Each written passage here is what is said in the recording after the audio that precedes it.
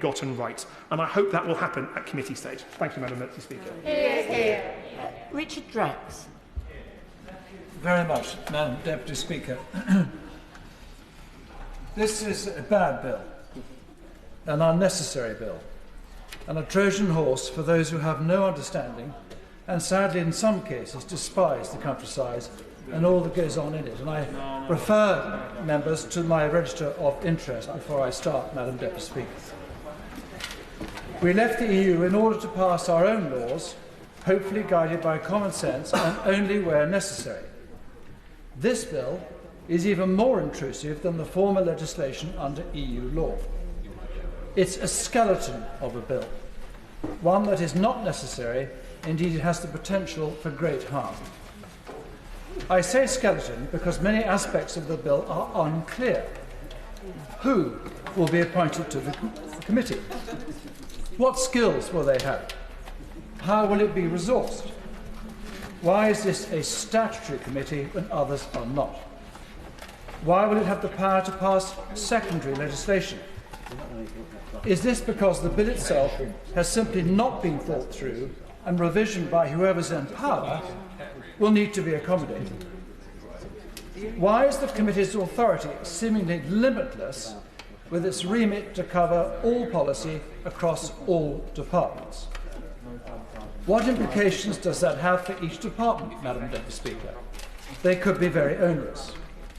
And as two of my colleagues have said so far, what is sentience? It is simply not defined.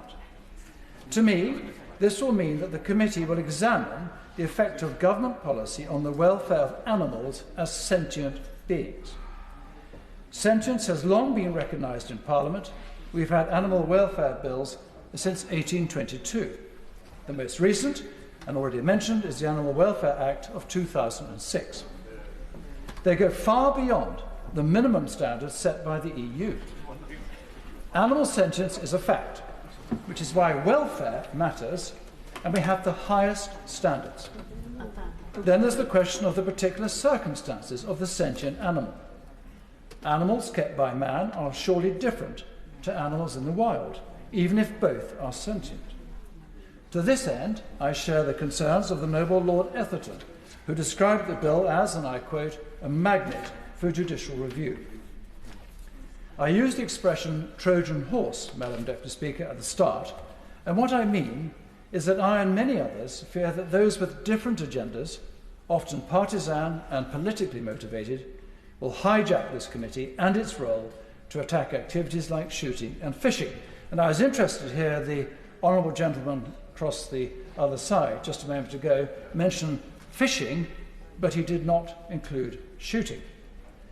The Countryside Alliance rightly believes the bill lacks the necessary details and safeguards to prevent the committee from extending its reach to rural activities. And in Labour and other hands, that's exactly where this committee will head. This bill emanated from the Lords, where at third reading the noble Lord Herbert said proposed amendments defining sentience, limiting the committee's scope, ensuring scientific expertise, and balancing provision for religious, cultural and regional heritage were all refused by the government as, and I quote, not necessary. This committee will be another bureaucracy whose tentacles will reach far and wide. A partisan committee will bring with it division and hostility where there need be none. Why on earth a Conservative government is driving a coach and horses straight at our core supporters and many beyond is quite beyond me. And I very much look forward to dramatic changes to this bill before I even begin to support it.